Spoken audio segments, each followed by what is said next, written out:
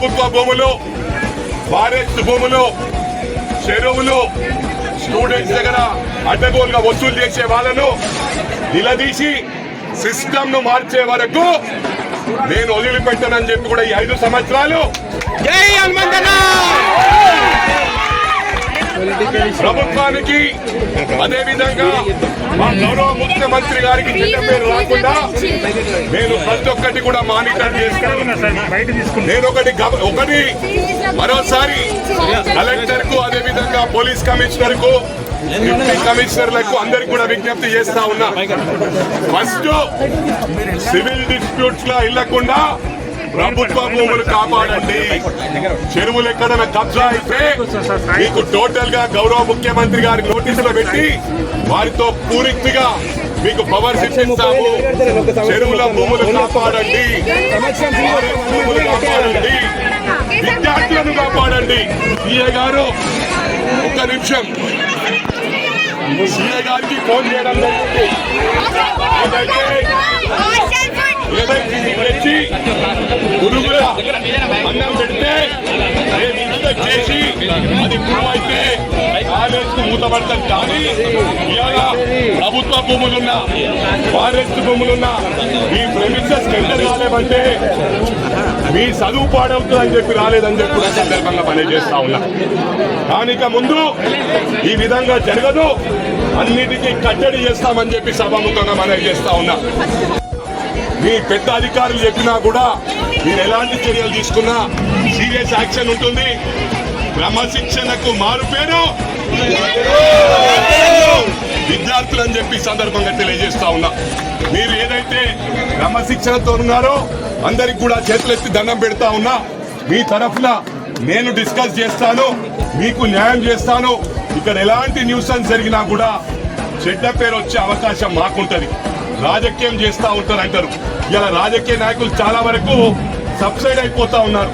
ఈ టీఆర్ఎస్ ప్రభుత్వం వచ్చిన తర్వాత డబ్బులకు కొనుగోలు చేస్తా ఉన్నారు. నేను ఈ 5 సంవత్సరాలు నిలబడనని చెప్పి గౌరవ ముఖ్యమంత్రి గారికి రిక్వెస్ట్ చేశాను. గౌరవ ముఖ్యమంత్రి గారు ఒప్పుకున్నారు. ఈ 5 సంవత్సరాలు ప్రజల తరఫున, విద్యార్థి తరఫున పోరాడతానని చెప్పి కూడా ఈ సందర్భంగా మనవి చేసి ఇక్కడ వైస్ ఛాన్సలర్ తో డిస్కస్ చేసి మీ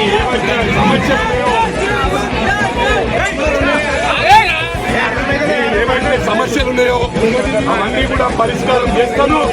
లేదా మీ భవిష్యత్తు పాడు చేసుకోవద్దు, మీరు ఎలాంటి ఎడ్యుకేషన్ చేయొద్దు, మీ తరఫున నేను ఎడ్యుకేట్ చేస్తానని చెప్పే సందర్భంగా మనవి చేస్తూ చిన్నారులకు, స్టూడెంట్స్ ప్రతి ఒక్కరికి, పత్రికా సోదరులకు, ఎలక్ట్రానిక్ మీడియా సోదరులకు అక్కడ రిజర్వేషన్స్ రద్దు చేశారు. ఇది చాలా అన్యాయం అని చెప్పి కూడా ఈ సందర్భంగా తెలియజేస్తా ఉన్నా. ఈ ప్రైవేట్ యూనివర్సిటీలో మరి నా పర్సనల్ ఫీలింగ్, వీళ్ళ వారికి, తల్లిదండ్రి లేని వారికి ఫ్రీగా ఉచితంగా చదివించాలని చెప్పి కూడా యూనివర్సిటీని డిమాండ్ చేస్తా ఉన్నా. ఏదైతే విద్యార్థులకు ఇక్కడ అన్యాయం జరిగిందో, గతంలో దీంట్లో మర్డర్లు జరిగాయో, సూసైడ్లు జరిగాయో మీ అందరికీ కూడా తెలుసు. ప్రభుత్వం అండతో, మంత్రి అండతో అది బయటకు రాకుండా కప్పిపుడ్చారు. అవన్నిటిని కూడా బయటకు తీస్తామని చెప్పి కూడా ఈ సందర్భంగా తెలియజేస్తా ఉన్నా.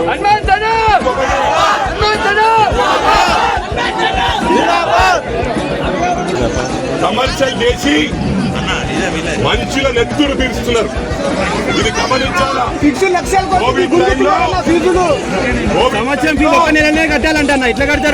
కోవిడ్ టైంలో, కరోనా టైంలో ఒక పారాసిటమాల్ ఇచ్చి మనిషికి ₹1,00,000 రోజుకు వసూలు చేసిన ఘనత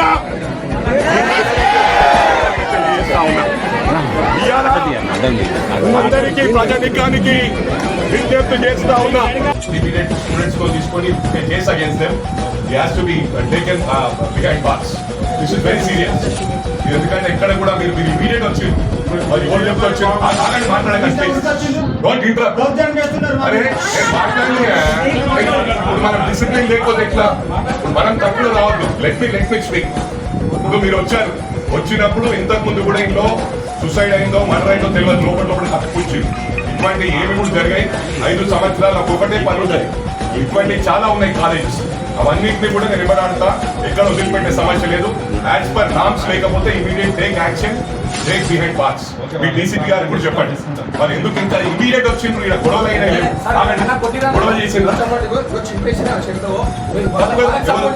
తప్పుగా చేస్తే అట్లా కాదు. ఒక్క నిమిషం సీఏ గారు, సివిల్ డిస్ప్యూట్స్ వల్ల పోతున్నారు. అరే మరి ప్రభుత్వ భూములు ఇప్పుడు ఇలా ఫారెస్ట్ ల్యాండ్ ఉన్నది, ఇలా గవర్నమెంట్ ల్యాండ్ ఉంది, చెరువుల ల్యాండ్ ఉన్నాయి, ఎందుకు పట్టించుకోవట్లేదు police department? You have to take action. Me commissioner గారు మాట్లాడతాను, let me talk to commissioner. ఇక్కడ ఇవ్వండి, let me get the phone, phone తీసుకురండి. మీకెందుకు ఇబ్బంది, వాళ్ళదేముంటుంది, వాళ్ళు పైకి ఏం చెప్తే అది చేస్తారు. అది talk to commissioner. A grounds లో ఇది చేస్తున్నారు, సివిల్ డిస్ప్యూట్ లో ఇన్వాల్వ్ అవుతున్నారు, ప్రైవేట్ కాలేజ్ ప్రైవేట్ యూనివర్సిటీ విలువైన వస్తున్నారు.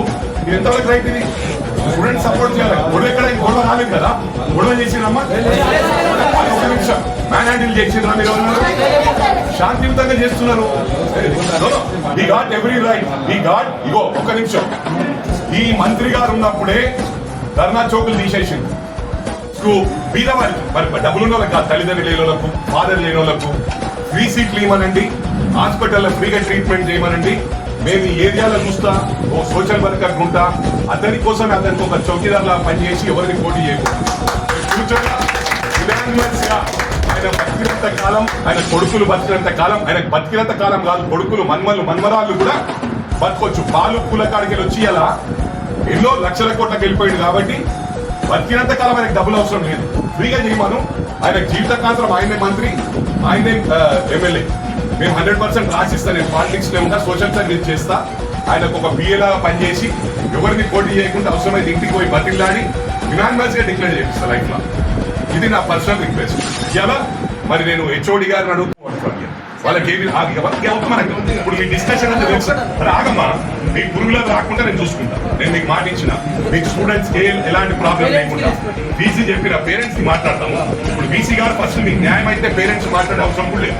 ఇన్ని రోజులు వాళ్ళు ఎన్ని భరించారో, వాళ్ళని తిట్టినా, ఇలా మేనేజ్మెంట్ రెస్పెక్ట్ చేయకున్నా కూడా మిమ్మల్ని దృష్టిలో పెట్టుకొని దే విల్ ఎక్స్క్యూజ్ చేస్తారు. కానీ ఇక్కడ వీళ్ళు ఏం మీకు న్యాయం చేస్తున్నారు, ఇక దాంతో బైండ్ అప్ చేస్తారు.